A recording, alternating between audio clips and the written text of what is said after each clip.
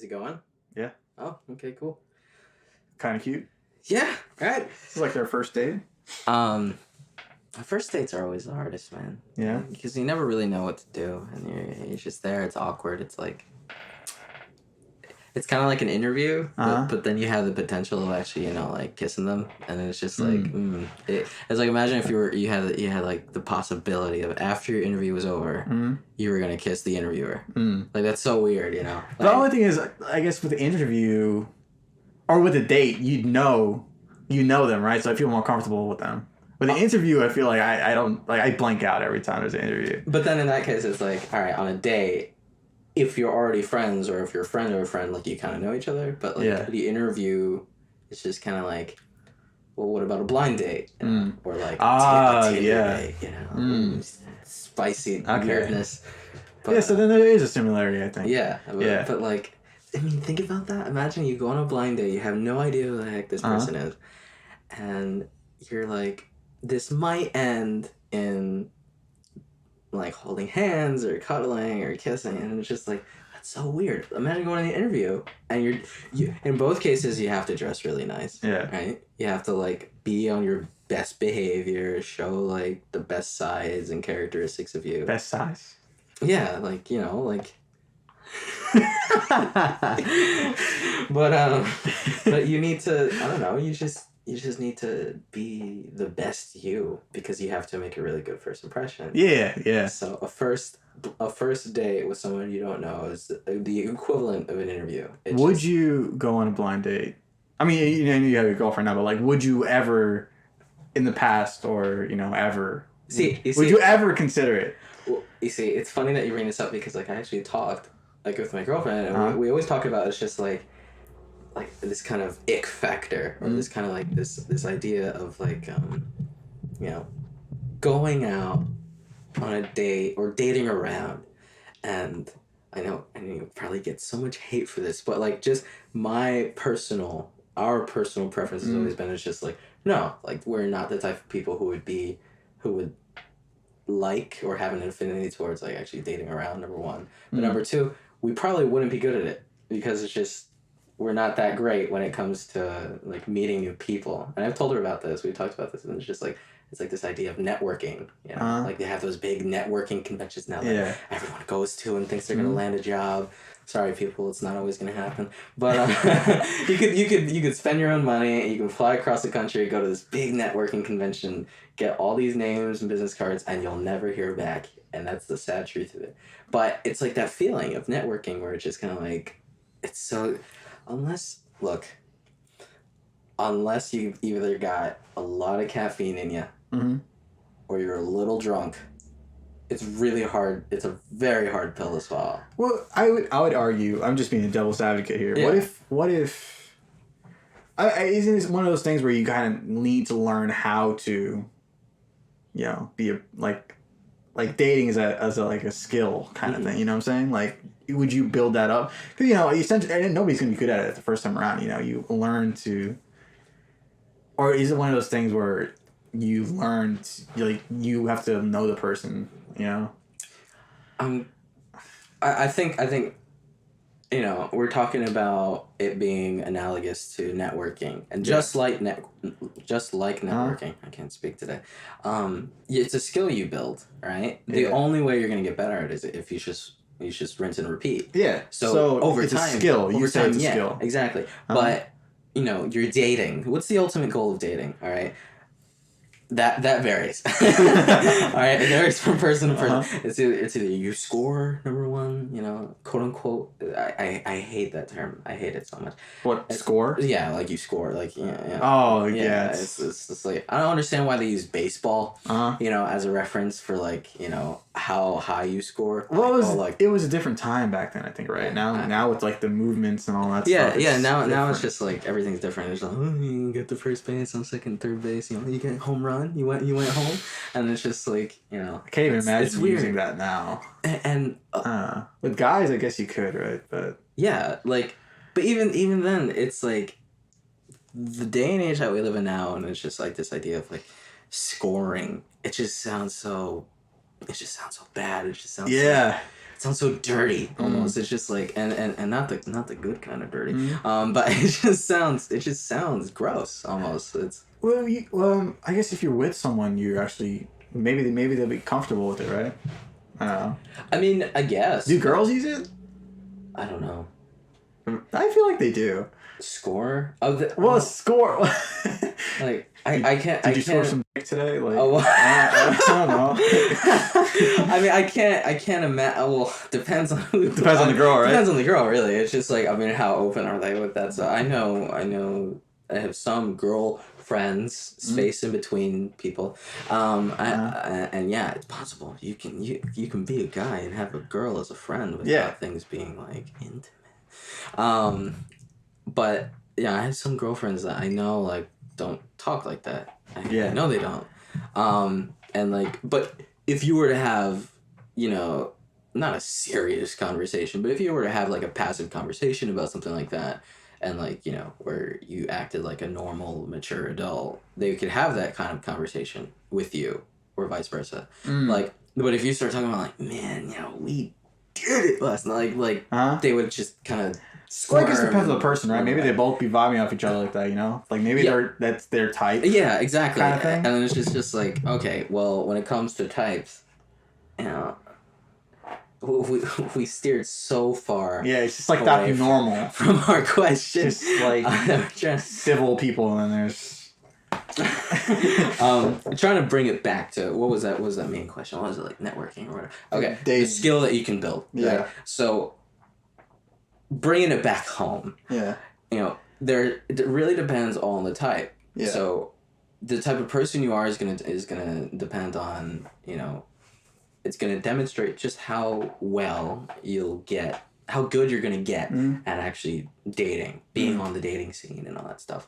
What are your motives? What's your goal? Yeah. You know, is it to find love, or, you know, is it, you know, just for fun, you know, or, you know, whatever it is. I don't know. There's some freaks out there now. It's like, I want to manipulate essentially people. Tinder as a platform. But like, yeah, like you have all your apps, all your platforms now, where it's just like, well, swipe left, swipe right, not all that stuff. And very it's superficial. Like, yeah, and it's just like I couldn't imagine swiping me and another person swiping right on each other, and then we're just gonna be like DM each other and just be like, hey, let's meet up here. I can't even imagine the amount of anxiety I get from like going to work and like even just like meeting with like some coworkers sometimes or, you know, a new customer. We, you know, this is a professional situation, you know, and you know that like, all right, so long as you act professionally, you're gonna be fine.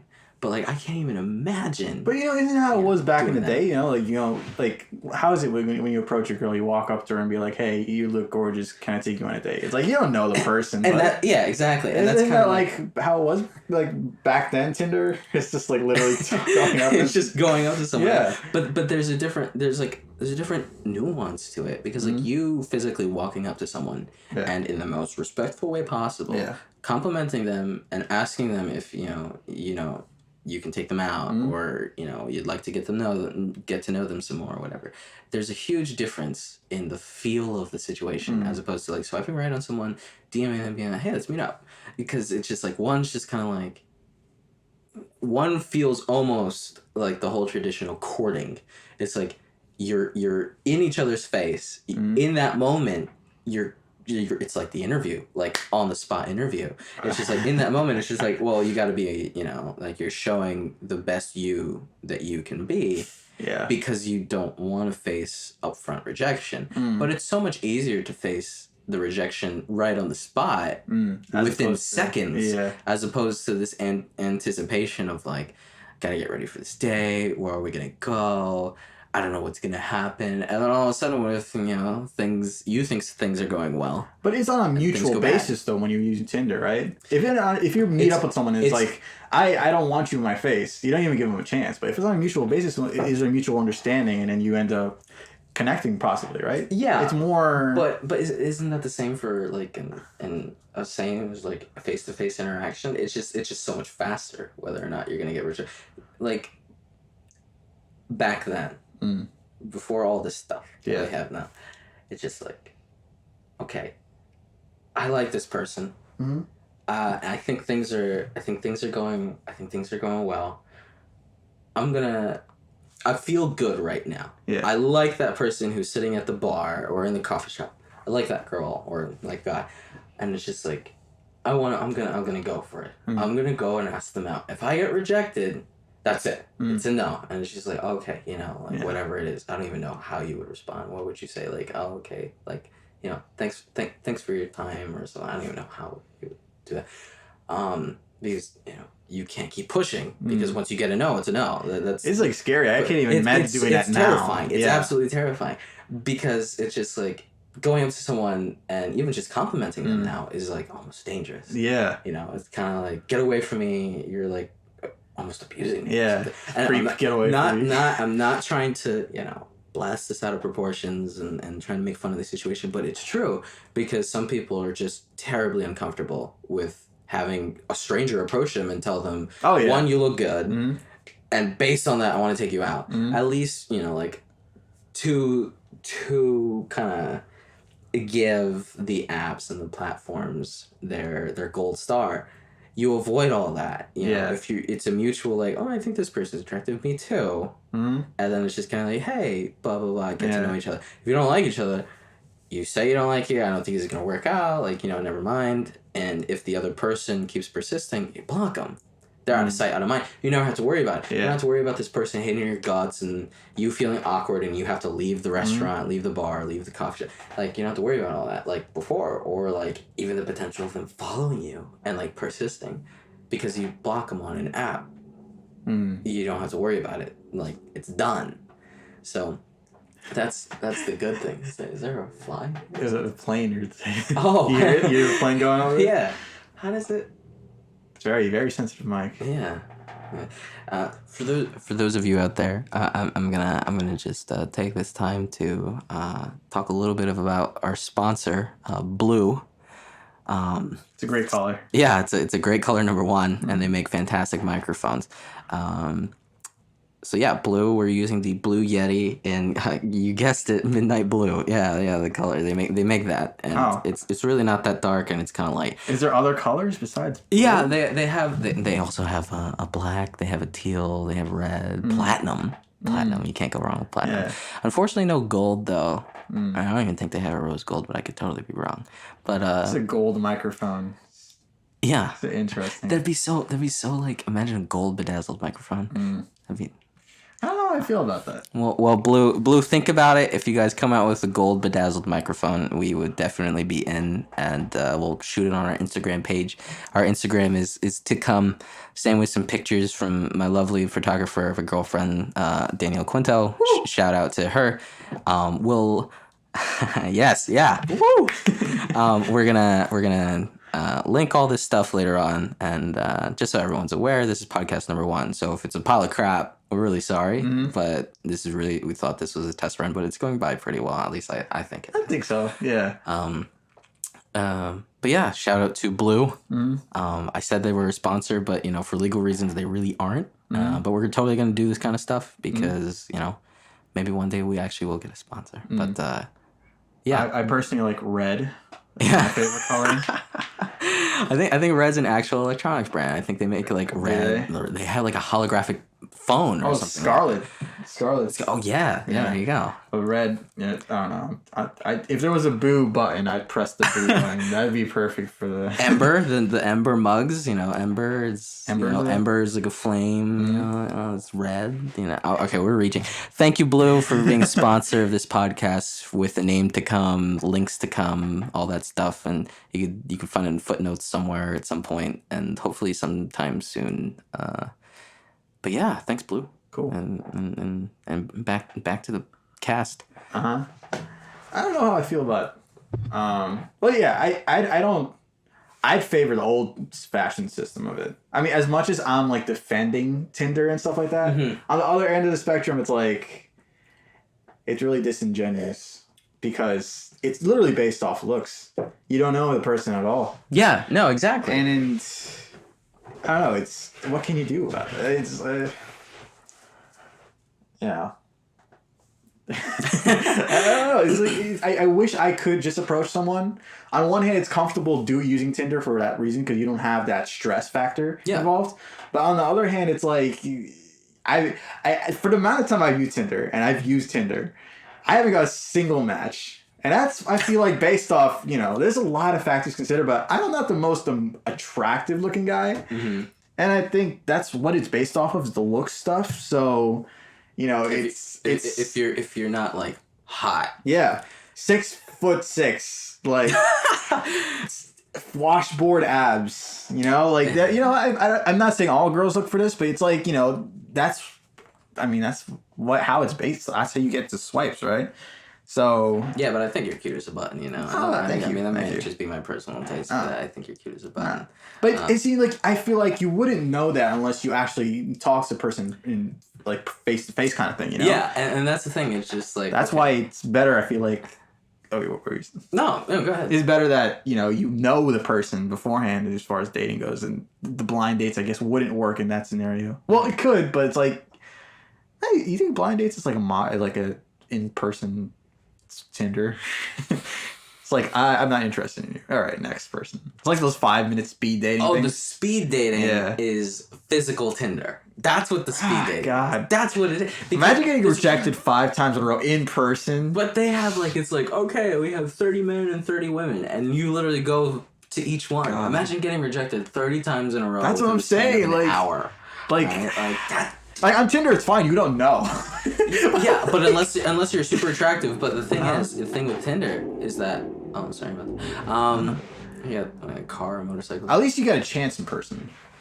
Yeah, so you have to talk and vibe and chemistry and all that. And there you go. It's just like you can look attractive, and they might think, or you might think, like, wow, man, this person's like great. This is about to be good. And the second they open their mouth, it's just it's just the plane crashing down, and you're just like, dang, this is terrible. Like, it's so unfortunate that this person who's such a cutie is just illiterate. He's like illiterate. It's just like the worst type of person. Like, they open their mouth and it's like, man, you're the kind of person who just is better off keeping their mouth shut. More people are gonna like you that way. Just be quiet and stay pretty. I don't know. Just a good piece of eye candy. Just put you on a wall. I don't know. But Instagram models. See, that's the thing. It's just like, why do you think they never make videos? Probably because if they actually made videos where they actually spoke and all that stuff, it would probably, some of them might not be necessarily the brightest person in the room, but they might just not be very interesting. They might just be boring, or it might not be that great of actually communicating with other people. Like, you can be a blogger, you can be an influencer, Instagrammer, all this stuff, right? These things that are stationary, these things that are immobile, okay? They stay in one place, they're stagnant, and there's really no room for error out, in a recording, like a video, like a podcast, like an audio recording, video recording, because the only error that you can make, really, is if you take a picture of something that's offensive, right? Or if you say something offensive. But even just plain Jane everyday people, when they're gonna write up a caption that talks about the stars and it's a selfie, or it can actually be a picture of the stars, where it's like, hey, that makes sense. When they take the time to sit down and write the caption, it's just like when you take the time to sit down and write up an email to a coworker or a boss or a customer. It's like, okay, I wrote this thing, I got everything out of my head, but now I can edit it. I can review and edit and edit and edit. And not to say that you can't do the same thing with YouTube and stuff, but if you record something and it's offensive, unless you completely cut it out, if you leave even a second of it in your video, it's an offensive video. If you type something out and it's offensive, before you actually hit post, you have the opportunity to just cut it out, and guess what? It's not an offensive post. Again, so long as you're not taking a picture and it has something offensive in it. So I feel like in that respect, there's a lot less room for error when it comes to, posting, like posting a picture with a caption, or blogging about something, because it's not on a recorded thing, and you can keep editing it. Or if you post it and you have someone review it before it goes live or something like that, someone could be like, hey, I don't think you should say this, but if you edit a video, you can only edit it so much.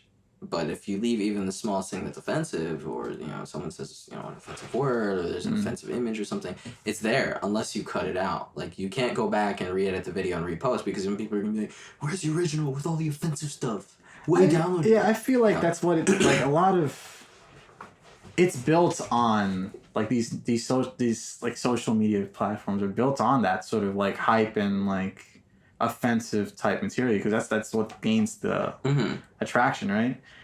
Like, if you Jake Paul or like freaking Logan Paul, when they do that dumb shit, it's like, yeah, that's what gets the views, right? You go on Instagram and you see the models with like half naked and stuff like that. That's what gets the clicks and stuff. So I don't know if well, I mean, I guess you could edit, right? But I don't know. I feel like they live off that offensive, like brash, but in your face kind of content. I think that's what it is. Where it's so something like the Logan Paul situation. Yeah. Right. Which one? Okay. Where he had in the video, I guess like the Japanese a trigger warning right now. So if you're not comfortable with this, and you know about the Logan Paul stuff, and you don't want to listen to it, just skip ahead, or just try not to listen to this. But when he made the video recording in Japan, and they were walking through the forest, and they took video of the I haven't guy even seen who that. had hung himself. I haven't seen, they actually showed. Yeah, they show the body. I think he blur out the face, but it's literally. But it's the figure of the guy. Yeah, man, he committed suicide. How do you decide mentally?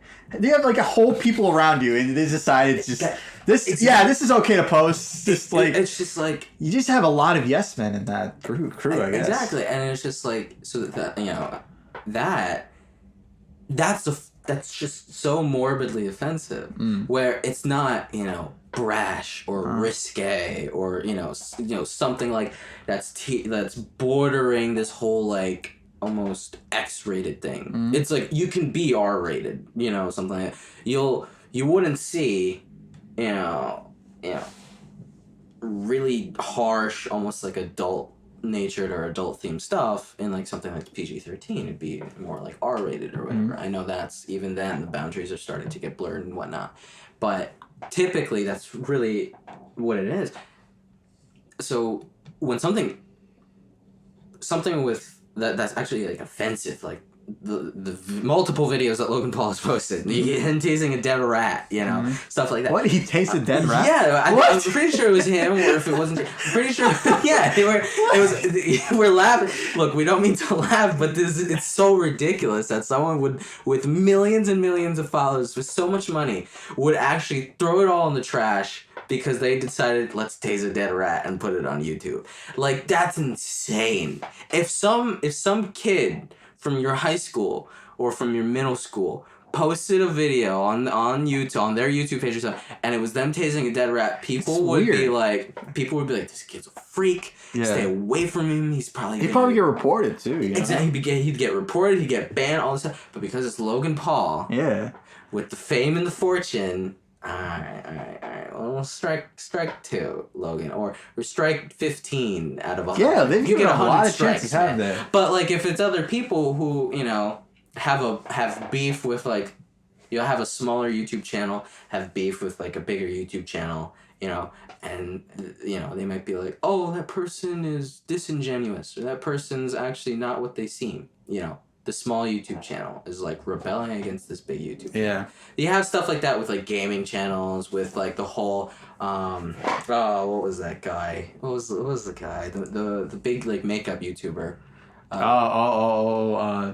James Charles, yes, right? James Charles. And Tati, right? That whole thing where it's just like a smaller like Tati. She's still famous. Yeah, she's big, but she's still big, but smaller compared to James Charles. Yeah. So it's just like you have this small, the small, underdog rebelling against the big, like, corporate, let's call them. And it's just, like, doesn't typically end well. And YouTube kind of favors their... Exactly. People who bring in views. Exactly, because they're bringing in views, they're bringing in money, and they're getting sponsors, they're bringing in the revenue for YouTube. Yeah. So if you've got less than 1 million or less than 500,000 subscribers, Who are you? Yeah. Yeah, exactly. It's just gonna be like, oh, someone reported you. James Charles reported you. Oh, Logan Paul PewDiePie reported you. Oh, one of like 1,000 super famous people reported you. Taking your channel down, banned. You were banned, and you might have put like 2-second video clip for one of their videos that exposes themselves or something like that. Yeah. You know, it could be something so small, and I've seen so many incidences like that. You know, at least a handful. Even recently, I think there's like this one gamer with another. It's like small gamer, you know, small, but they have hundreds of thousands of subscribers, like fighting off like this 10 million person subscribed like YouTube channel, and it's just like, you know. So when you're rebelling against this stuff, against the man, against the big bads, right? And if they actually are bad, you know, if they're posting offensive stuff, most of the time they're gonna get away with it because they're bringing in the money and everything. But bringing it back, it's just kind of like, you know, what's offensive versus what's not, and how much can you get away with depending on what your status is. So there's so many factors playing into it. Oh, jeez. And that's a whole can of worms. Like if someone, I'm trying to think, if there were some other vloggers, lesser known vloggers with like a few 100,000 subscribers, and they posted that video or videos similar to Logan Paul, their YouTube channels would be banned and would be gone. Oh yeah, they'd be done. I 100% agree. Like they'd be done. Yeah. They didn't ban his channel. Maybe they suspended it, or maybe they can't. He can't monetize for certain things or whatever it is. YouTube money, but he's still around. Yeah, he's still making content. That's their golden boy right there. Yeah, exactly. One of many. Yeah. And it's just kind of like, well, if it was Joe Schmo.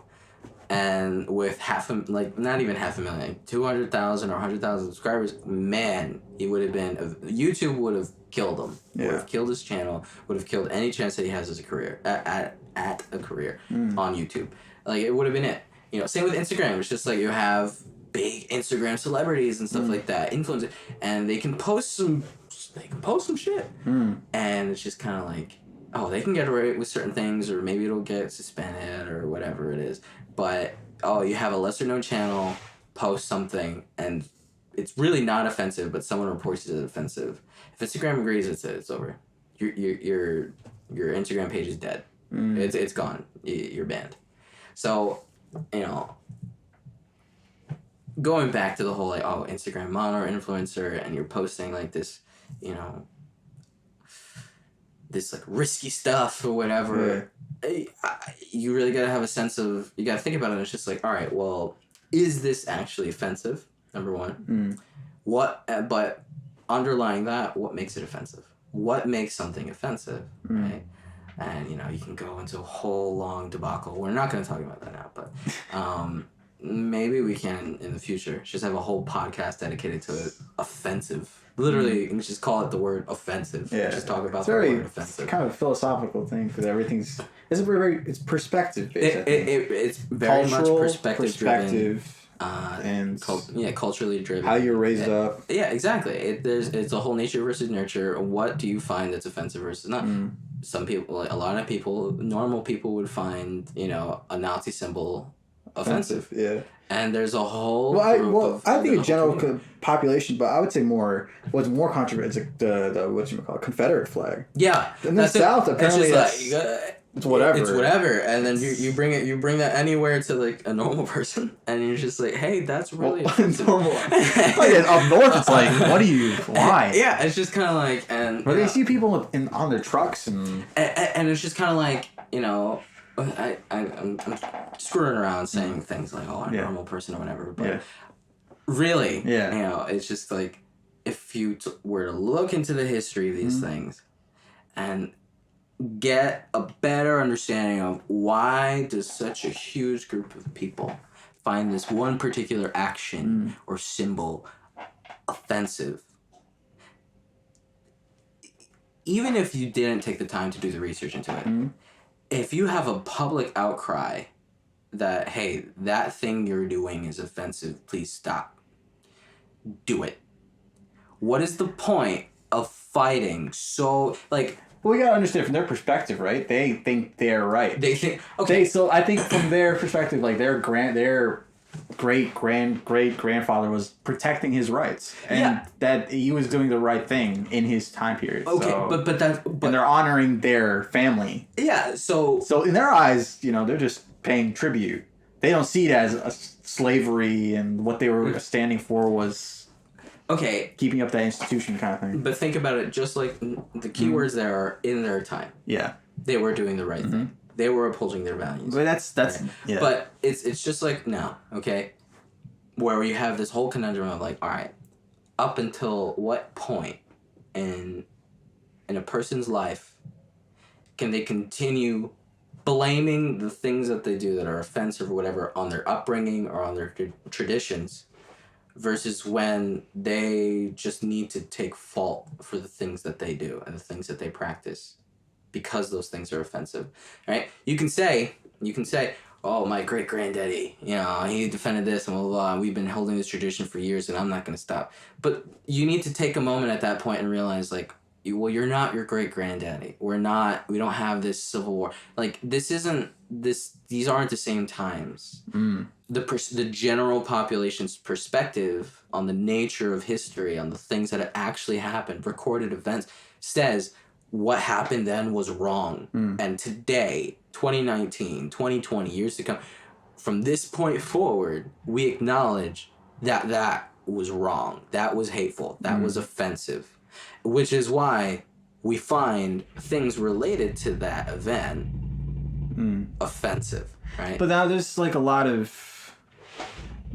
You have to cater to these feelings now. It's like, all right, well, I'm trying to think of a more neutral, like say Thanksgiving, right? I'm thinking of Thanksgiving right now, or like... Columbus Day. Or Christopher Columbus Day, right? Yeah. So it's like, back then, I mean, we were all cool with it, but, obviously, Native Americans... It's genocide. Yeah. Native Americans. But, we're just... we're not giving a second thought to it, But suddenly now, 2019, we're just very conscious, socially conscious, politically correct. Exactly. So it's like, where's the boundary? Where's the line? Yeah, it's like, do we just cancel everything now because it offends somebody kind of thing? And it's like, it's good that we're considering people's feelings. And I think it's great. But at the same time, it's like, I don't know, everybody's going to think they're right. And this is... Like, it's all perspective. I don't know how to... I don't know. No, I totally see I totally see what you mean. And this is today's problem. This is today's conundrum. Yeah. Like, everyone's walking on eggshells. Even the common day-to-day laywoman. See? And why? All right? Yeah. Because we have this cancel culture. This, very touchy, subject matter underlying every single discussion that we have. Anything that's serious. This conversation we're having right now, right? The subcontext is, let's red alert, like, oh, so we're... Someone's going to be triggered. Someone might get really upset. Yeah. But, all right, what people need to understand, if anyone's listening, it's just opinion, and that's okay. We have a lot of opinions going on, right? But let's look at it from the perspective of facts versus opinions and feelings. Okay. Yeah, there's fine lines. Yeah, exactly, and they're very fine lines. Yeah. Okay, because so and people can misconstrue those facts. That's where the problem I feel like lies. So the fact, right? Fact of the historically factual. Columbus Day should not be celebrated.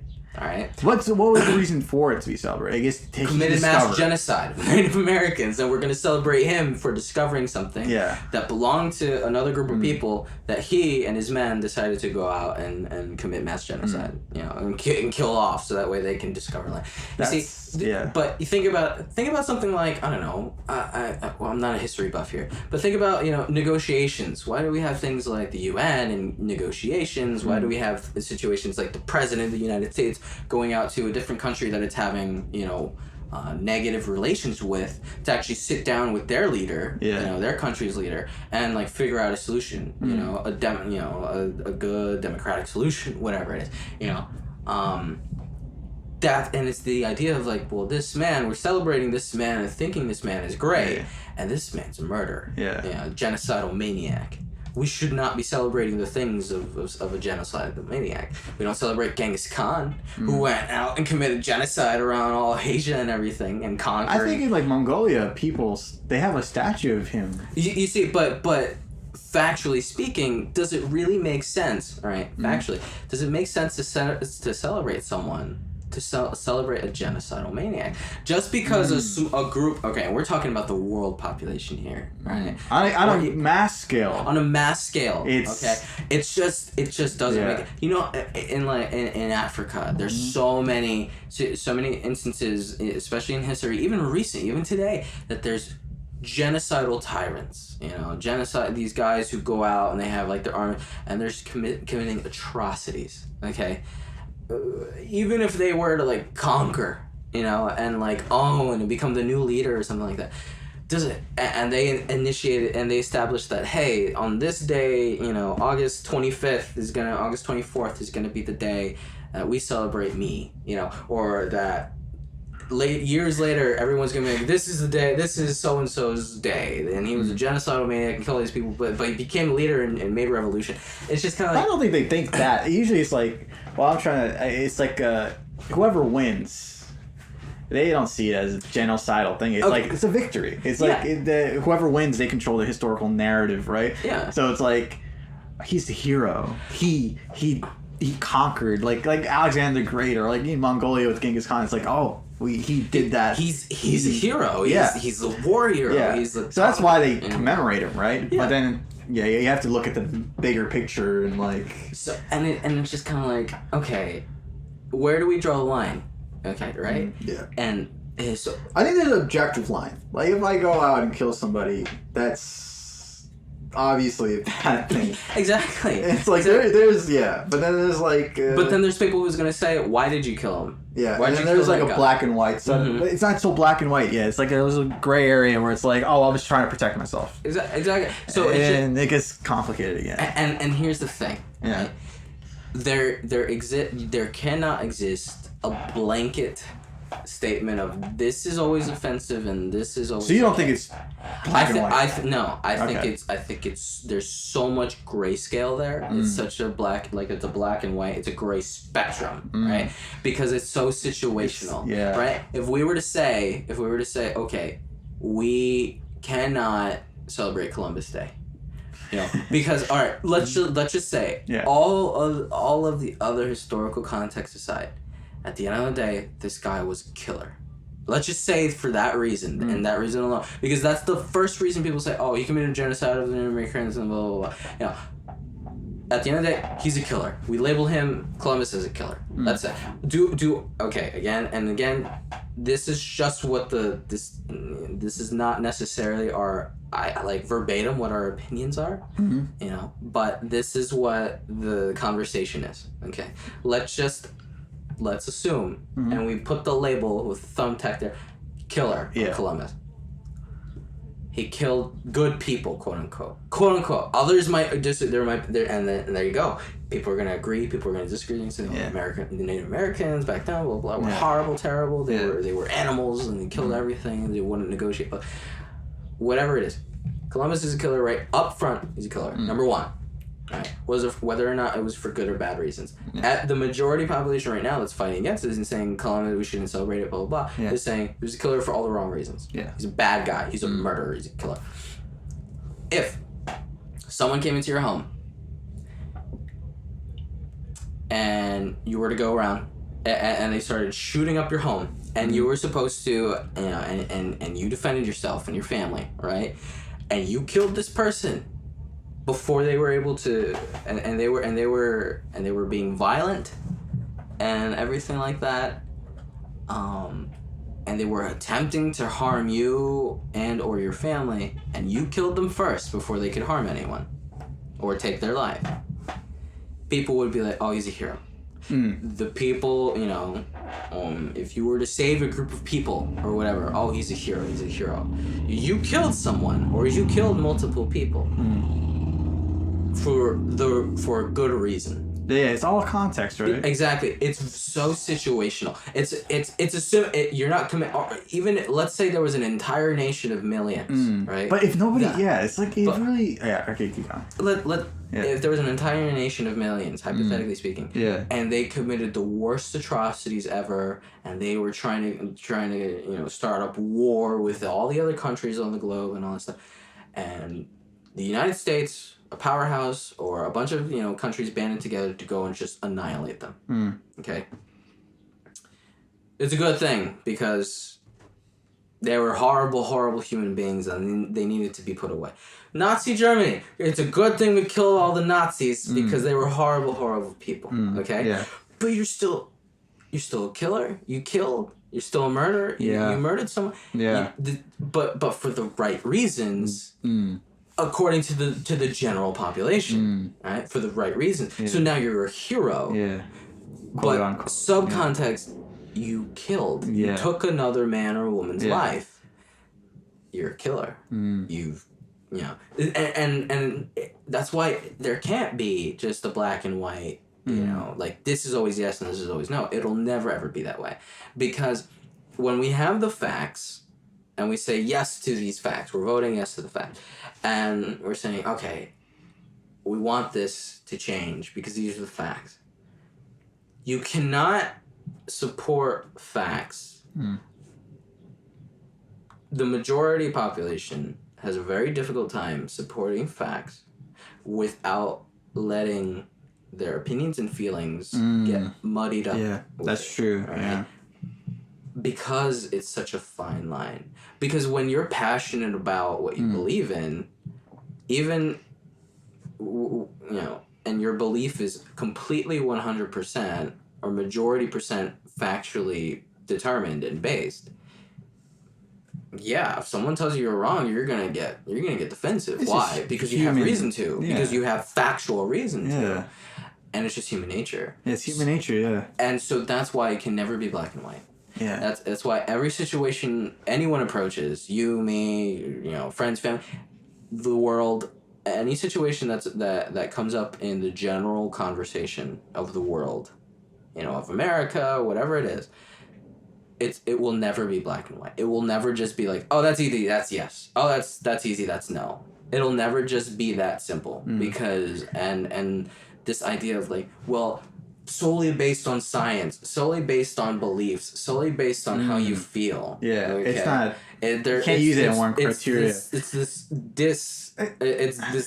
disharmonious trinity that like there is a way to find a harmony and a balance between this, but it's so difficult. It's so damn difficult. That's why I'm thinking like judges, right? They have a tough job. Exactly. It's like they have to be a moral agent and figure out what's right in that certain situation. Based on the facts, based on the laws. I should have a huge appreciation for them now. It's like and you think about stuff like this, and it's just like, damn, like that's not an easy job. And it's just like, what about the lawyer that gets hired by the serial killer or the rapist? Yeah, and you have to defend the rape, and everyone is against you. Like, the world hates you, and you're sitting there. It's like, it's my job. You have to put, no matter what you believe in, you have to put all that aside, and you have to try and fight to say this person is so innocent. odd, the legal system in that regard. But sometimes they get away with it because if the lawyer is good enough. I don't know how they manage to, but sometimes they get away, right? Like O.J. Simpson, right? Is it a killer? Is it a killer? I don't even know the whole facts, but I feel like he killed her. I don't know. So just it's just like the glove didn't fit or something, and it's just kind of like, well, whether or not you believe in an afterlife or not or whatever, look, if there is, only God can judge me. Yeah, it's just kind of like, if there is, one day he'll meet his maker for whatever he's done, and we all will. And if you don't believe in that sort of thing, well, guess what? One day everyone's gonna die and end up in the ground anyway. And years and years down the line, maybe this will be something that's like in the history books, in law books and all that stuff. But in 200, 300, 400 years or whatever, if this world still exists, then people probably won't even give it a second thought Because guess what? There's going to be some current situation that's going to be similar to the OJ case or something like that. But what about the whole thing, like learning from history so that things don't happen? Maybe like the law system will be different. So yeah, so I don't know. Do you feel like I know back then it used to be like Hammurabi's law, eye for an eye. Do you think that was better? Or do you think this is more secure? It's not. I guess it wasn't good because it's not safer. Like if you're convicted for killing somebody, you're gonna die. You just no question, and that doesn't help. That's a black and white sort of situation. Mm-hmm. Which. But I feel like there was less crime though, even though that was, what I'm saying. But I mean, I feel like people get away with more now with this legal system, even though it's catered to that grayscale. And look, the legal system as it exists, at least in the United States, is broken. It's broken because you'll have people that get thrown in jail. They could be. But it's like, how would you make it better? How can you make it better? It's like, I mean, I guess it's not up to us, but like I don't see how it can get better than what it is because it seems like it's fine. Well, it's not fine. It seems like it works. Yeah, it's like how else do you cater to that like grayscale? Well, I think a lot of it, and again... And this is like treading stuff I don't know much about the legal system. Yeah, same But from a surface point of view, it doesn't, like, I don't know enough, and it doesn't seem like you can. I mean, you have any... So, and I'm the same way here. I'm not a lawyer. I don't know about this stuff. I didn't study law or anything. But at face value, right? You know, you'll in the news, in the media and all that stuff, you'll see a lot of situations where like, oh, so and so got arrested and put in jail for dealing weed. You know, and they're there for 10 years. And, nowadays, they're a person of color. Nowadays, people are selling it. But so and so, was convicted of raping a girl in college, and he got a year and like 6 months probation afterwards. And it's just like, oh, the legal system's broken. This is heinous and blah blah. And I'm yeah, that's some shit, man. But there really isn't a but. Well, that's messed up, right? There's something broken there where that is in no way, shape, or form in either situation, the punishment really doesn't fit the crime, and it really needs to be flipped. If anything, it's like a few months in jail for the weed, and 10 years to life in prison for committing this horrible crime. Is that on the judge? They decide the sentence. The sentence. So it's based off their... and also the jury. It's just like, well, the jury... But the jury just is innocent or guilty, right? Yeah, it's just like, we find the defendant, blah, blah, blah, innocent or guilty. Yeah, whatever. But the judge is the one who says 6 months. Here's your sentencing and all that stuff. A year this. So the judge can just be a dick and just... But, and 24 years for weed and just like 1 year in probation for the rape guy. Yeah, exactly. And it's crazy. Doesn't know any better. It's just like, I don't want to destroy your life. You made a horrible mistake, but hopefully you learn from the situation. Hopefully you learn from like your year and a half in prison. And it's just like, there are convicted like killers who are in prison for like 50 years, like 20 to 30 years, 50 years. They come out and guess what they do? They go and kill if they're not reformed. Yeah. If anything, they build up this hate and this just like this desire to just go and rebel against the system more. Where they're like, well, I already wasted my life in prison. If I go out and just do whatever I want and I die or I come back to prison, I already know what to expect. And if I die, even better, because it's just like, well, I don't have to come back to prison. So it's just kind of like and just as the conversation of like what's offensive, what's not, etc., etc., there is no black and white with the legal system, and there cannot be. That's a broken system. The whole eye for an eye it's a broken thing. You can't have it. What are you gonna do? No, this sounds like you steal something from someone. What are you gonna do? Like steal something from you? Like it just doesn't work in today. In that vein, I know we talked about this in ethics. It's the idea of like I know in the legal system we use the reasons was based on, but it's not working right for this and I'm thinking now maybe feelings do have a place in that sort of thing in determining what the verdict is. It's like I know a lot of times we put down the idea of feelings and emotions, But sometimes it may not be clouding as much as we think. Maybe it could be. It could be the thing that makes you even more rational. Yeah. In your ultimate and decision. It's like, you so know? if somebody's stealing, right, you don't go back. It's like, where maybe you can put yourself in Why their were shoes. they Why stealing? empathize with them? Yeah. And I think that's the way they reform. I think it was like when Argentina with the drug addicts, right? Mm-hmm. Instead of putting them in jail, they put them in like these reformation, like the rehabilitation centers, Mm-hmm. and I think most of them got a lot better. Like, instead of putting them in jail, making them worse, it's like, I think the whole idea of empathizing makes because at the end of the day, I think it's all love, man. You just gotta give these people love. If you give them love, I feel like it'll go a long way. Because if you give them hate, they're just gonna. It's a cycle, right? And it's like you have to show them love in order to get love. It's a whole. So. And I guess there is. I guess you can rebuttal that easily. So that's it. That the idea of reform, rehabilitation, all that. Instead of sending these people to prison, who commit petty crimes or drug addicts, and they get pulled over, and it's like, oh, you have meth on you, or oh, we're gonna send the dog, and they get you can go on YouTube right now. There's a channel called Live PD from like a TV show. They put up clips, and you have the druggies, the drug addicts, or whatever. They get caught because they get pulled over for a broken taillight or something like that, and so it turns out they're high and they got drugs in their car. Yeah. And they get sent to prison for however long. And it's just like, well, what about reformation? What about, instead of, they committed a crime, But there's also a bigger picture too, right? It's like, why were they high? Oh, he was depressed, or like, oh, he had a tough day, and it's like, we have to take these things into consideration. Obviously, like, it's still irresponsible. Yeah. That needs to be dealt with, but there's also a bigger picture. Like, if we just deal with that issue in itself, it's not going to solve the bigger picture, the bigger problem. Okay. And I guess it's not their responsibility; it's a person's responsibility. But if we help them, like, hey, there's probably a better way of coping with it, rather than smoking weed and going driving. Maybe you should talk to someone, and maybe if they have someone to talk to, then they won't commit this crime, and And that's the whole idea behind the rehabilitation reform, because I went and I actually visited for work. I had to go, one of our customers was a prison doing large property for them and all that stuff. So I went and we were talking about them in an opening discussion with some of the wardens and the sergeants there. And it's just like, even during the walkthrough, it's just kind of like, all right, well,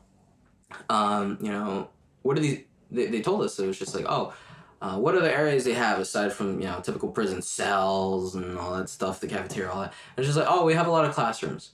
What? Yeah, we have a lot of areas in the prison. Wow. They have all these areas dedicated to classrooms, great. and it's just like, oh, classrooms? And it's just like, yeah, so we'll have, certified teachers and all that stuff, or people come in. That's great. And they actually give classes to the inmates, and for reform, they can even get their degrees. They can get X, Y, and Z or whatever. We also have helplines and rehabilitate. And we're also trying to implement a rehabilitation center into this location because to rehabilitate those alcoholics and drug addicts and stuff like that while they're serving their sentenced time. It's just like, wow. And they were even talking amongst themselves. This is from sergeants and wardens, and it's just like, yeah, we're hopefully this will really help. I think that's a big underlying problem, though. It's education. Yeah, exactly. I feel like if these people, I'm not saying in particular, but just if they saw the bigger picture, if they were more educated, these things wouldn't happen. You can go sell drugs, but then you can use the same business acumen and make a lot of money too. It's like you just need the education, and you just, and that's what these people lack, and that's why these things happen too. I feel like. So I guess to play a little bit of devil's advocate here, but let's think about it like this. What do you do with the person who just doesn't care? There you go. Yeah. Right? And this is huge, right?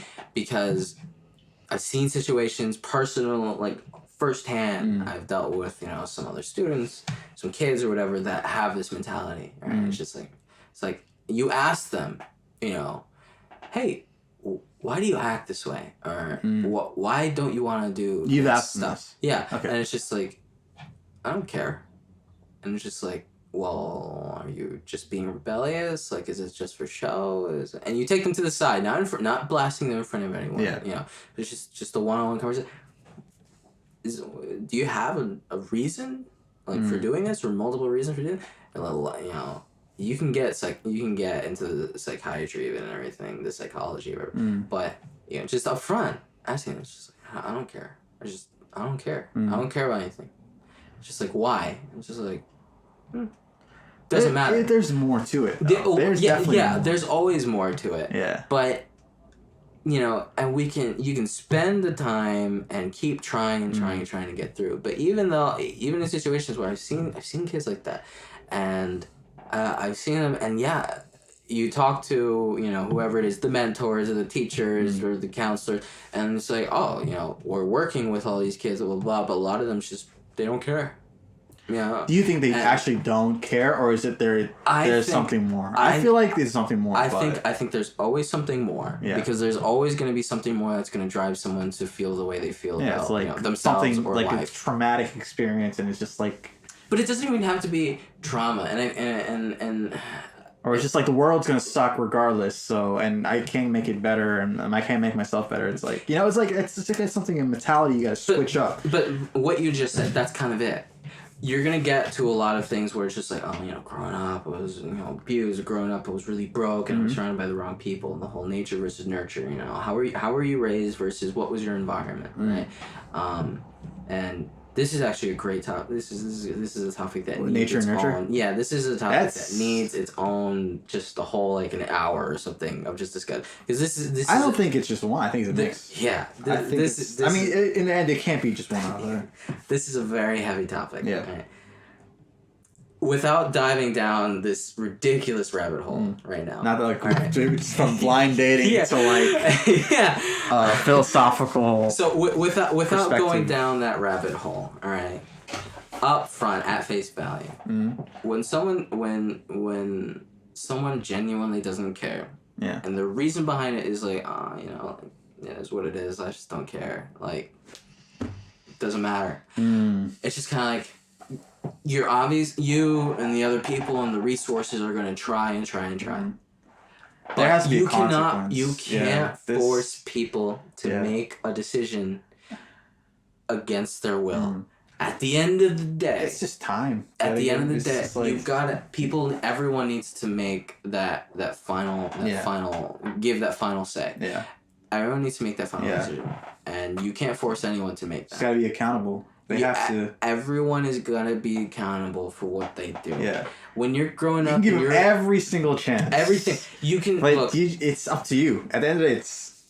And you know, when they're growing up, when they're kids, and that's prime time to help them out, to give them the resources, show them what's better, or show them what's possible. You know, show them you can be successful, and all you gotta do is get through school. All you gotta do is get good grades, you know, put the work in, study and all that. Yeah. Just do the things that literally your teachers and your mentors and the people around you tell you to do. Yeah. Keep your mouth shut when you're taking a test. Just keep your mouth shut when the teacher's talking or whatever. Look, they're here to do their job, and their job is to hopefully make you a better, more well-rounded individual.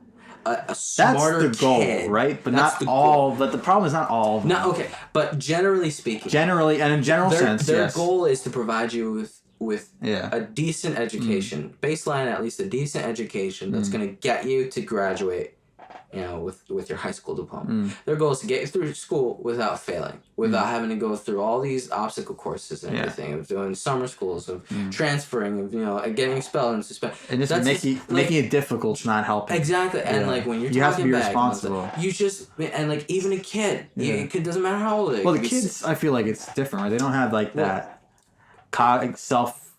Like that self-awareness, self-awareness. The decisions that I'm making are poor, you know, or these aren't the right things to do. But I think once you're adults, that's like you have to be like, come on. Yeah, exactly, and it's just like up to what point? Where's the line? Yeah, and it's just like. Or I think 25 is like when your decision-making part of your brain's. Yeah, all that's like fully developed and everything, but it's just I guess like 18's. Like, you see, look, this is the thing. Everyone says, oh, when you turn 18, you can start driving in some states at 14, at 15, at 16. And in some countries, you can get your permit or whatever. There are some countries, right, that you can start drinking when you're 16 or whatever, 18 or whatever. That doesn't make, if you're...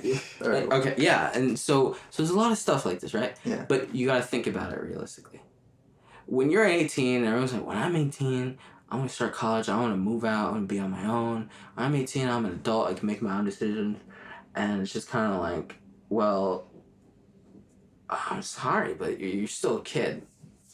Like, to me, 18, teen is still a kid. Yeah. Right? Yeah. I feel like even when I was 18, I don't think I was... Like, I wasn't even prepared for reality. Stopping when you graduate high school and you're 18... It's not like thrown into the deep end. Yeah, it's not like suddenly you know how to, live on your own and do X, Y, and Z. And I know there's this whole thing about, like, oh, well, they should teach stuff like that in high school and all that. And, yeah, that'd be great. That'd be fantastic. That would be really helpful to learn how to do your taxes and how to do, like, student loans and financing and all that shit.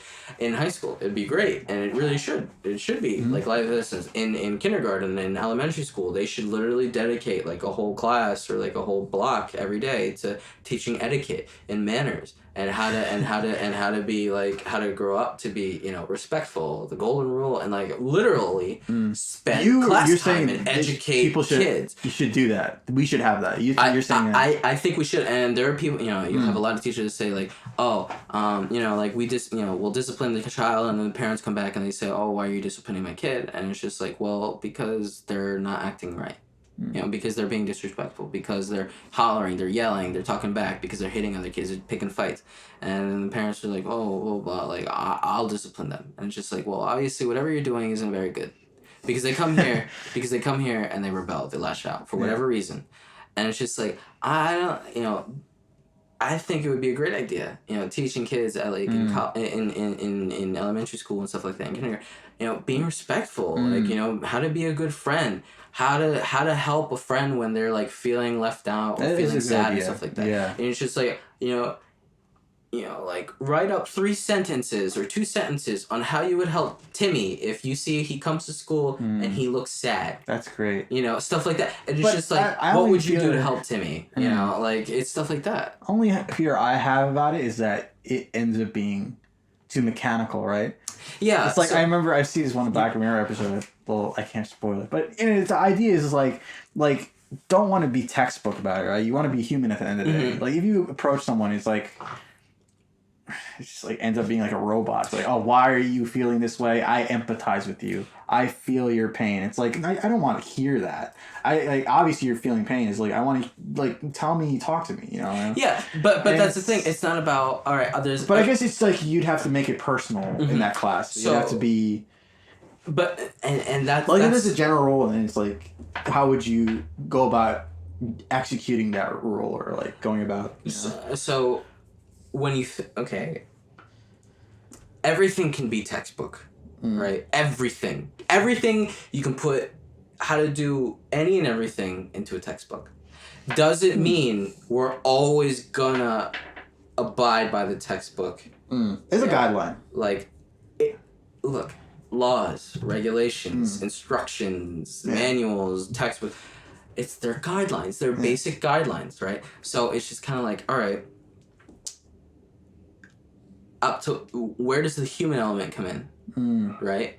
Well, you're gonna, in the example of having, like, an hour a day of dedicating that to teaching, young children, how to be respectful, how to have good manners and stuff like that.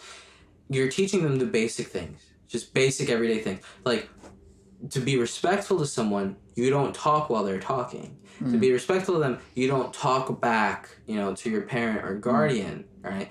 Or the teacher, when you want to be kind, you'll hold the door open for someone, If they don't want you to hold the door open for them, then you apologize and you move on. You know, stuff like that. Where it's just like these are basic everyday things that we come to know and learn. You know, even as simple as like not how to not spread germ when you need to cough or sneeze. Yeah. You'll sneeze into like your arm. You know, you're not gonna sneeze into your hand. Why? Because we touch things with our hands. We don't touch things with like our elbow or whatever. You know, we don't do that. People aren't going to grab us by that. They're going to grab us by the hand. They're going to touch our hands. They're going to, those are these are basic textbook things. When it comes to, like I said earlier, write two or three sentences on how you would help Timmy, or if he comes into school and he's really sad, or if you see I don't know, Sarah crying or something like that. How would you approach the situation? What would you do? Right.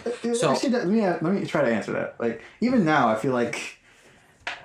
So I guess I guess you'd console him, but how do you console him? Okay, so the idea of how, right? Yeah. And so if I first think is like, oh, give him a hug, but it's like not everybody wants to. Not everyone wants to get touched. Yeah, so it's like. So what's next? So I guess talk to him, ask him what's wrong. Okay, and what if they say, I don't want to talk about it? It's like what do you do? I don't know. Okay, and this is what. It's like screw you, Timmy. I guess you just be a better person, be happy or shit. and this is what this is. I've had this conversation with a couple of people. Yeah. And I know our time's kind of coming up. Yeah. We should probably wrap up. It's like 1 o'clock. Yeah. We'll wrap up in the next few minutes or so. Okay. This will be our last big topic that we're going to be talking. It's not a foolproof anser. It might not even be a good answer. I don't think anything's absolute. But this that's the thing. At the end of the day, nothing is absolute, nothing's definitive, and nothing's black and white. Unless you're like religious, all right? Then it's. Well, then it's look. I don't know. Well, let's all right. I'll leave it on the side. We'll leave it on the back burner. Okay. You're getting into some deep. So a lot of topics, man. Yeah. So. Well, all right. So what's their not foolproof answer on this? The best answer that I've come up with, or that I could think of, is look.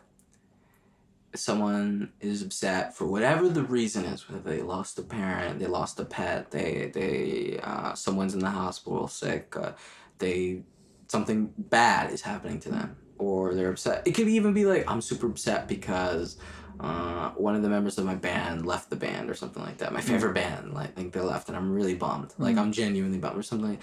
Look, you're gonna, if you ask someone, it's just like, oh, you want to talk about it, whatever, and they're like, no, I'd rather not. You leave them alone. Give them space. But yeah, obviously, you want it. Number one, you're gonna give them space. To kind of cool down, calm down, all right. But you gotta let them know that even if they know, right, you have to reiterate that, hey, there's help there. There's help. You have people to talk to, and the way to go about it is, you go out to someone. And the most difficult situation is when someone loses a loved one, right? Passes away.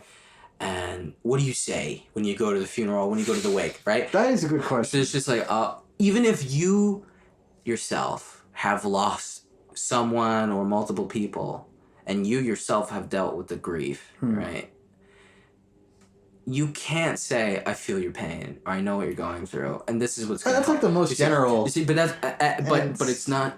It doesn't work, because people don't want to hear like. Because they're so like. Because everyone's pain is so individualized. Yeah. That if someone were to call you ugly, it might cut you so deep that I don't know. You somebody else might be like, oh yeah, I'm ugly. And someone else is just like, yeah, you think I'm ugly? Take a look in the mirror. Yeah. Like, it's just like, people would get defensive, but and there are other people who are just like, but it's a good thing, right? I'm not ugly. And so, there are you can have a comeback, or you could just be like, I don't care, whatever. It's crap. It's just a word. Other people, words cut so deep, and the wound takes forever to heal, right? Okay. And it can be something simple. No one, look, at the end of the day, no one wants to hear, I know what you're going through, or like, things will get better. It's the thought of it, no? For you, it's the thought of it. The person in the moment doesn't really care about the thought. What they're thinking about is what's making them feel bad. And unfortunately, the only thing that's really going to make them better is when people like give when they realize that I have a support group, but not in the way of like, oh, my support group is going to tell me everything's going to be okay. Yeah, sure. Can't wait for that to happen. Yeah.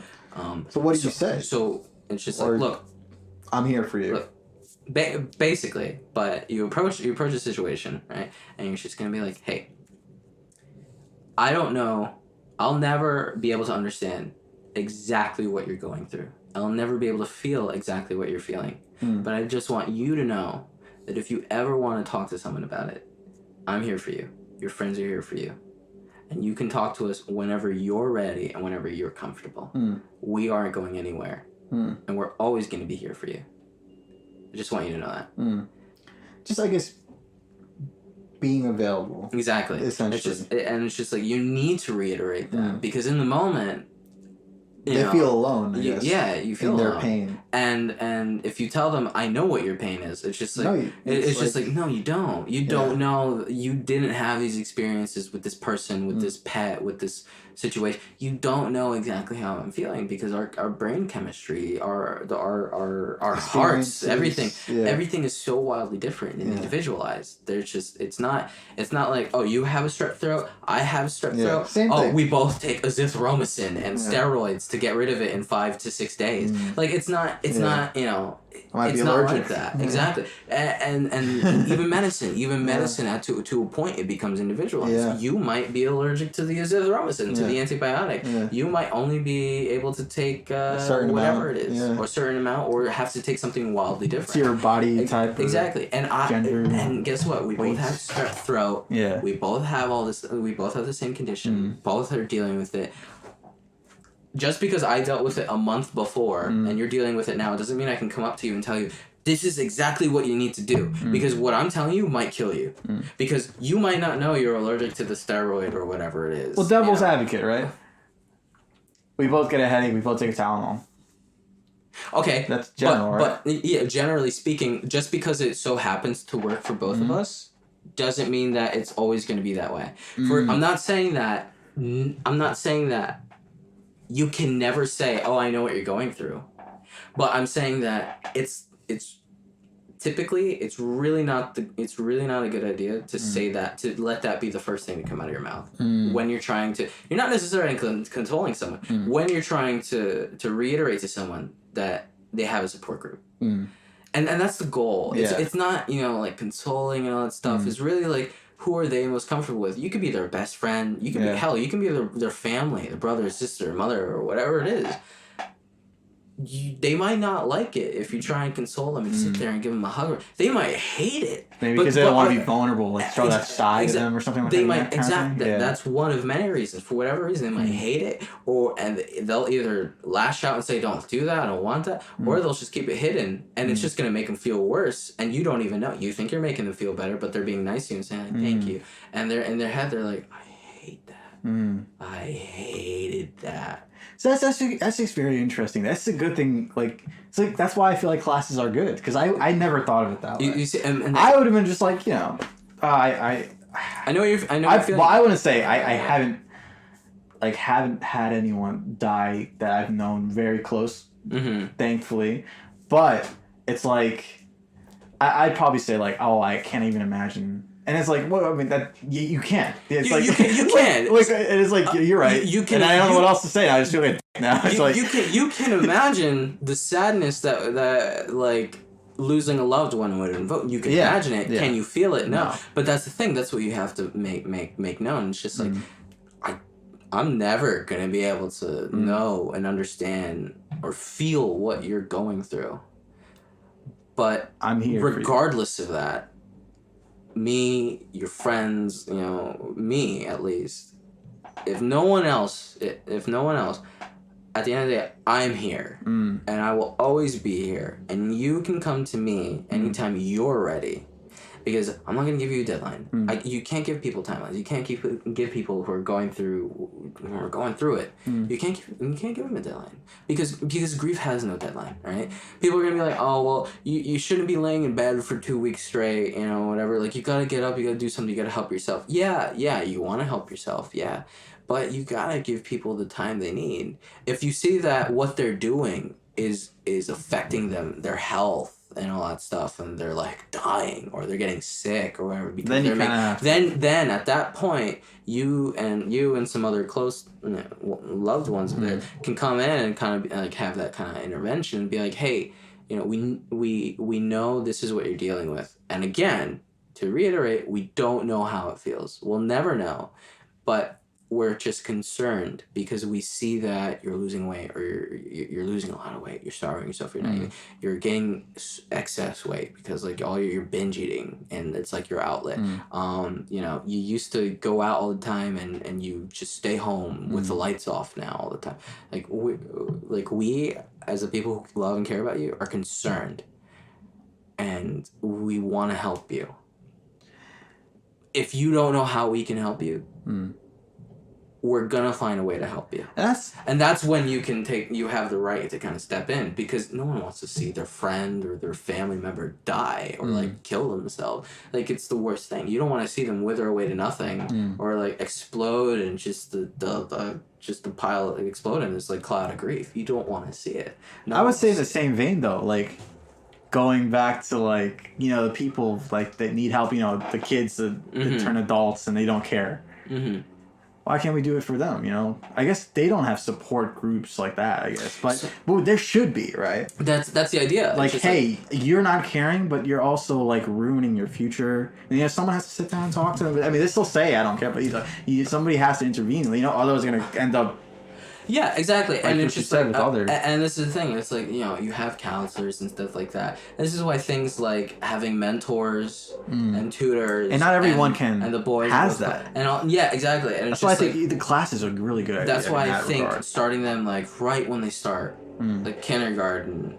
Like, when they start becoming aware, when they're able to start reading and writing, when they can look at a situation, read about, like, a story. It could be a small, cutesy story. Timmy is sad today. How do you help Timmy? Write a sentence or two and explain how you would help Timmy. Some of them might give silly answers like, I'd give Timmy, like, half of my peanut butter sandwich because I know he likes peanut butter. And it's just like, that's adorable, man. Right. Because you know why? Because this kid knows, like, that Timmy likes peanut butter, or his friend likes peanut butter, and he's only 6 years old, and he knows that if I give my friend who's really sad something they like, or if I treat them to like a coffee, like if I treat them to a peanut butter sandwich or to some Doritos, that it's gonna make them smile, it's gonna make them happy. That's how you know you're doing the right thing. That's how you know. That's how you know these kids. That's how you know. Hey, the kid's on the right track. He's on the right track. Doesn't mean he's perfect. It just means he's off to a good start. Is it the school's responsibility? He is the thing. Or is it the parents? That's what I'm like thinking now. Okay. So this is what we need to understand, right? If we know, especially in today's day and age, so many people coming out and they have depression and anxiety and all these things, and it's just like, oh, a lot of it has to do with how you were brought up and blah blah blah. If there's so many variables in the home. What we can do at the minimum, at least what I personally believe, it might be the worst advice in the world. I'm not a freaking trained whatever. You know, I'm not a medical professional or whatever. But personally, I think, look, if I was a parent, I had like a 6-year-old daughter or something like that going to school, and if on the teacher's curriculum, I got a copy of it, and it said, every day we do 1 hour to manners and etiquette, I'd be like, oh, snap. That's 1 hour. An hour a day or a half hour a day. Yeah. It's just like, that's pretty less cool. work for me. but it's not about less work for you. Yeah. It's about, like, what are they teaching these kids? Yeah. And then she's like, hey, I'd like to know more about just how parents are really involved in, like, you know, what the teachers are teaching. What are you guys teaching in science? Are you teaching evolution and stuff like that? What are you teaching in math? Are you like going like, it seems you guys are going too much into the fractions, and I think my kid and the other kids are too young for fractions. They're only 7. You know, they're only 6. I don't think they should be doing fractions until they were like 8 or 9. Because I didn't do fractions until I was 8 or 9. Like, you're not your kid. This isn't the same. This goes all the way back, and this is kind of the tie-in. It's not the same time anymore, man, or woman. It's not the same. Things aren't the same how they used to be, right? Just because you might be a young parent, maybe you're an 18-year-old dad or something like that, and when you're 24, your kids are 6 and they're going to school. Just because it was only 24 years ago, like just because it was only 18 years ago that you were in elementary school and doing X, Y, and Z, doesn't mean it's the same. Yeah. Like, just between the age gap between me and my brother, we have a 7-year age gap. what we learned in elementary, middle, and high school was wildly different. All the curriculums, everything we were learning, the step-by-step topics, everything happened completely differently. The way we did multiplication was freaking different. It was 7 years. Yeah. And now you have grandparents and parents, 30, 40, 50, grandparents, 50s plus, talking about like, well, that's not how we used to do it. I don't really like this new way, blah, blah, blah. I don't think it's good, blah, blah, blah. And it's just like, well, we might not think it's good because that's not what we were exposed to. We think like of the simple stuff, but maybe this is better. And we won't know until we sit down and we have like, as a parent or a guardian or a mentor, have that conversation with these kids, especially as they're growing up. And it's just like, hey, how are you doing? Like, if we can learn how to have meaningful conversations with children, with middle schoolers, like parents should have this conversation with too. preteens, Like has class teens. too. Yeah, it's just like I feel the same way. I feel like it's not about just like a parenting class. I think it's about how to be a fucking decent human being class. And I feel like this is just normal. This is just normal everyday shit that we just like people just need to know. I honestly would go for that class. Like the whole thing with the funeral thing. It's just like it's just exactly like there's so many factors to consider, and when I was in middle school, or just talk to people more. I feel like just learn how to be a decent. Just talk more. Being. Just go on more blind dates. Yeah. Like so it's just kind of like look. When I was in middle school. We sat at these tables. It was like in our reading and writing class. We sat at these big circular tables, and so we had our like groups. Our table was our group. I had 3 other people at my group. Right, one of them was this other girl. She came in one day and she was crying. She was crying, and the teacher took her aside and asked her what was going on. This is middle school, guidance counselor came in. Me and my other 2 group mates, we were all friends at that table. Me and my other 2 group mates were like, "Oh my gosh, like what's going on?" We're like, I think this was 7th grade. How old are you when you're in 7th grade? Like 11 or 12 or something like that. Yeah. 11 and 12-year-olds, right? Preteens. We ended up finding out that her grandmother passed away or something like that. One of her family members, I think, were passed away or were really sick in the hospital. One of the 2. Right? Whatever it was enough to get her to bawl her eyes out in school in front of kids. No one wants to cry in school in front of kids, especially as a preteen, right? Because they're like, I don't want to look like a crybaby or whatever. Like, crying is for kids. All right, that's number 1. We need to knock that shit out. All right, if you can cry at whatever age, it's okay. Yeah. Right? If you need to bawl your eyes out in a public place, you can do it. All right, it's fine. It's okay. All right, you don't need to go home and hold everything in and cry into your pillow and scream your guts out until you turn red. All right, no, you can cry when you need to cry. You can let it out. All right, in a good, healthy way. Crying is good and healthy. All right, you start lashing out and hitting things. That's really not good for you or for the people around you. You can endanger yourself. Right? Yeah. But to wrap things up here, right? The idea of this is that we didn't know what to say. Yeah. And we were her friends in that class. We sat next to her. Wow. And that entire class, and for the rest of the week, she was sad. And all we did was basically tiptoe around her. And that was probably the worst thing we could have done. The best thing we could have done is told her like, hey, we don't really get it. We don't understand it. But if you want to talk or if you want to just hang out or you just whatever it is, we're here, we're your friends. So yeah, we care about you. So whenever you want to talk, you can. We're here. That literally would have been the best thing. And it doesn't matter how old they are. It could be, I'm not saying a 6-year-old is going to say exactly that, but a 6-year-old might be able to say like, I might not be sad, but you can always talk to me, Timmy. Have a cookie. like you can always like, stuff like that. It's just like, I might not be angry, but you can have half of my cookie if you want, or something. It's and like the older you get, the more refined it's gonna become. But it's the understanding of just this basic decency, human decency, and how to approach these very, very common everyday situations.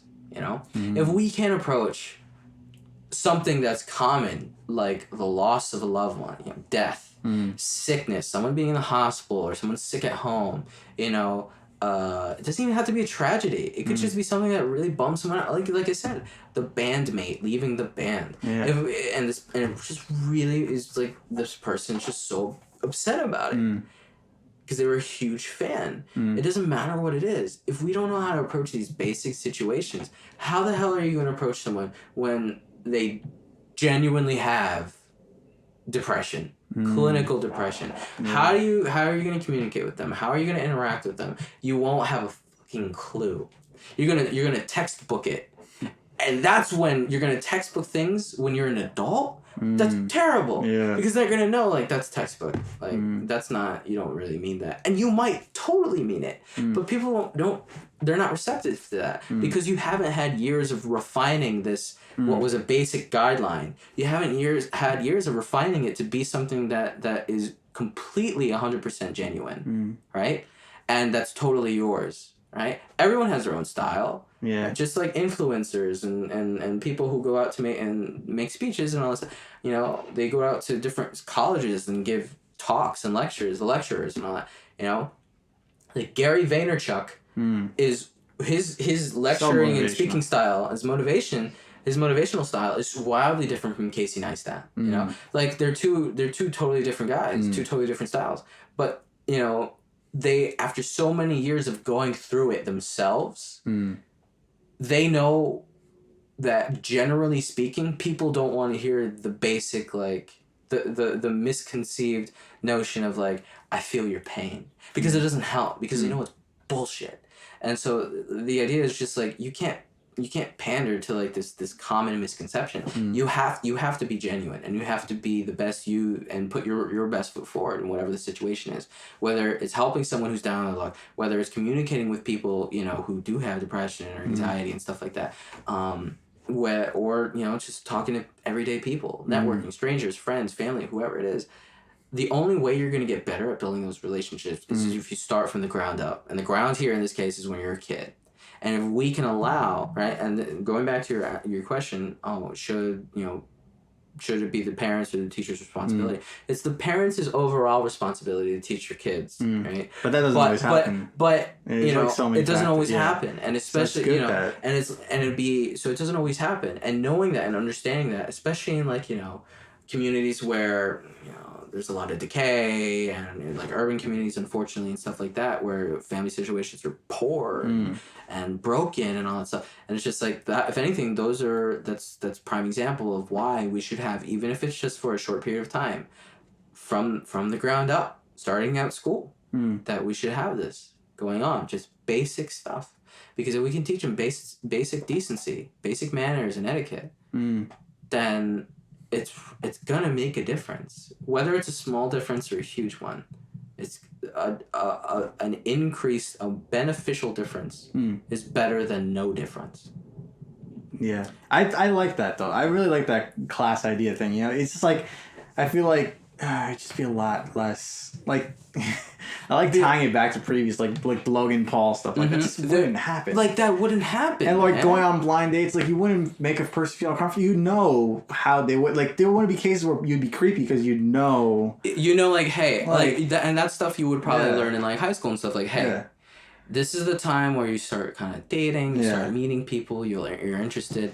You know, this is the time where like you start, how to properly talk to females. Yeah, or vice versa. Not to say scoring. Like, you know? It's just like, hey, there's certain language, there's vocab and all that stuff that we don't use. It's offensive. It can cause problems, and people are gonna be, oh, you can't say that, but I saw that in a TV show, and it's just like, and that's or I heard thing my too. favorite YouTuber or influencer say that, or you know, I see Reddit people do that, and it seems fine, and it's just like, no, we don't do stuff like that. Why? This is why. Here's the lessons why. Give real life stories of situations like this is what happened. This person kept saying no, and the other person wouldn't accept the no, and it ended up really bad. And now this person who couldn't accept the rejection, like a respectful, decent human being, is in prison. And the person who said no many times had a tragedy happen to them. And it's things like that where it's just like, this isn't something that you just build, like it clicks. It's something that you have to build from the ground up. And it will not start. It will not happen until you start from a very young age, right? You can teach kids. It's so much better. Kids can be trilingual or whatever when they're young. It's so much easier for them to learn a language when they're like very young. Right? A second language, a third language, right? And then they come out and they're like, I know 3 languages. But guess what happens? All the kids who in middle school, especially high school, who are like, oh, I take Spanish, it's easy. They don't know how to speak like a Spanish, and most of the time it's because it's just like, oh, it's so easy, blah blah blah blah. And it's just like, well, if you really wanted to teach the kid how to speak Spanish, start Spanish in the 6th grade, at 6 years old, because that's actually prime time. You know. The only thing I'm worried about is the whole attention span, right? Like you know, I can imagine, as great as it is, I can imagine some kids like scoffing, but ethic, like what would class be called? I guess it would be like, I don't know, like manners and etiquette. Yeah, it's like manners and etiquette class. But you got a good grade in that class. Oh, you're such a goody two shoes. But it doesn't even need to be, like Spanish. Oh, you gotta. It's like I don't want to be in Spanish. Oh, it's like, you know, it's like that's the kid thing with kids. You know, they don't see the bigger picture. No, I totally agree, and I think I guess it won't be perfect, but I think it's still a good. I think exactly. Nothing is gonna solve all the problems. Nothing is gonna stop. There are obviously gonna be a percentage of kids that are always gonna be like, or preteens, teens, whatever, always gonna be like, it's bullshit. Like, I don't care about that, blah blah. And it's like, I don't care. It's the I don't care culture. All right, we got cancel culture. We got all this other. It's the I don't care culture. And I would admit to the fact that I was like that too. I mean, you're just like that angsty teenage phase. Exactly. You know? It's just like, when you come to terms with how like garbage the world can be. Mm-hmm. But the world, you know. But then I guess that class would help, you know. Well, it's not even just manners and etiquette. It's just how to be, like, how to live. How to just live a decent human being. Yeah, like, and it's live just as a like decent there's human more being. to life, and that's. And it's just like, hey, you might be the type of person who just doesn't care. Yeah. And you know what? If that's how you feel, if that's really how you feel, fine. Okay. But look, there are people around you who do care. Yeah. And so even if you don't give a shit. Just be a decent human being, and let the people around you who care continue to care. Yeah. Don't step all over their stuff. Don't crucify them for trying to better themselves in whatever way, in whatever they can take away from this thing or whatever. Don't be a dick. Just be a decent human being. Yeah. Be respectful of that, right? If you don't care, if you don't want to listen, fine. Give the kids the option to put their headphones on or to go do something else, right? You got to be quiet and shut your mouth. Be respectful, all right? Be respectful of the people around you if you don't care, right? I might be in like a lecture in college, you know, and taking college class. You might be in a lecture hall and you might be like, there's 300 people in that lecture hall, and you're like, man, I already know this stuff. This is Chem 1, like I know this, blah blah. Like this is boring. I don't care. Don't be a dick. Don't be a dick. Don't try interrupting. Don't try talking. Then sit in the back, put your headphones on, or just don't show up. Yeah. You know, if they take attendance, fine. Sit in the back, put your headphones on, and just work on something else. Watch YouTube videos. Have your laptop open. If you really can't do anything else, then bring a rubber band ball and start putting rubber bands on it. Just don't be a dick. Yeah. All right. Just be respectful. Guess what? A decent human being. And for whatever reason, and this is part of common knowledge. And unfortunately, a lot of people don't have that common sense to just be, hey, fine, you don't care, you don't give a crap, you don't give a damn, fine, just keep your mouth shut, do your own thing, and just let everyone else enjoy themselves. Let everyone else learn. Okay, you go to a party you don't like, let everyone else enjoy themselves. Don't go around saying this party's lame, this party sucks, I hate this party. No, just keep your comments to yourself. And let everyone else have fun. All right? Yeah. Like, and that's as simple as it gets. Doesn't matter how much you don't care. If you genuinely don't care, if you genuinely think this is crap, whatever this is, just find a constructive way to do it. Exactly. Just don't put the negative vibes. Yeah. No one wants that. You go out to a restaurant, someone invites you to a restaurant, and you don't necessarily like the food. Don't be the person that's like, I don't get it. I don't like this. It's okay. And everyone else is having a great time. Yeah, just be open-minded. Just realize, like, oh, everyone, if you read the situation, oh, everyone else is having fun. It's just like, you know what? I don't really like the food, but I got drinks. Yeah. And they got dessert, Mm. or it's just like I'll get something baseline. Yeah. Don't be the person that's like, I don't get it. I don't really like this. I don't know how to use chopsticks. I don't like the sauce. It's too spicy. Don't be that person, because everyone's gonna hate your guts. Yeah. And just to make it miserable. You're just gonna make it. You're just gonna. Yeah, exactly. You're gonna make everyone miserable. I've done that before, when I was younger. I don't think I do that now anymore. But it's like classes like that help. And that's what you teach, exactly. Because it's like when you're a kid, you just everything's about you kind of thing. Mm-hmm. You have to learn. There's more than just you. Like the world is comprised of more. The world is this. Yeah. It's this tiny little thing. The world, in the grand scheme of the universe, is microscopic. Yeah. You are microscopic compared to the world. Yeah, and the world. And think about it like that. The world is so tiny in the grand scheme of things, and you're even that much more tiny. Mm. And I guess in that vein, someone would be like, well, what's the point? It's not about you. Yeah. It's not always all about you. Mm. All right? When you're in a public situation, everyone, the goal is for everyone to be courteous of each other. Mm. Right? Do you have to always agree? Do you always have to be the yes man or the no man and blah, blah, blah? No, everyone's entitled to their own individualized opinions and feelings, whatever it is. The fact of the matter is, though, we are so small, nonetheless. The least we can do is just be respectful of others and just be decent human beings. That's it. That's all we gotta do. I think we both favor like this ideology of like the greater good, the mass over the individual. Exactly. I know there's going to be cases where that's not always the best. It's just like, working on me and stuff like that. And yeah, you know what? Like, I don't want to go down that, but it's like, I at the end of the day, I agree. I agree with that. And it's just, and look, this does not mean that you can't work on yourself and be the best you can be. How many times did I mention that, at least like throughout this pod? Like, so many times, like, be the best you can. And the only way you're gonna do that is if you take the time to work on yourself. You can't help anyone else until you help yourself, right? Case closed, right? And the only way you're gonna help yourself is if you take the time and guess what? Focus on you. So there's a balancing act. We can talk about that in like later time in the future, but that's all it is. So I think this is a good point to kind of wrap this up. Again, this is podcast number 1. Yeah. Name's still in the works. Yeah, name's still in the works. We'll probably come up with a name when we actually like get this all edited and everything like that, and we'll record a proper intro, but we'll leave this outro. Again, sponsored by Blue. Not really. Blow? Blue. But not really. And yeah, not sure how many people, if any, are going to listen to this, but we hope to make something of this. And if it's in the future, years down the line, and somehow, some way, we end up getting some sort of following and some sort of listener base, we really appreciate you listening to podcast number 1, the most disorganized and disoriented podcast we'll probably ever make. Lit. Yeah. Peace.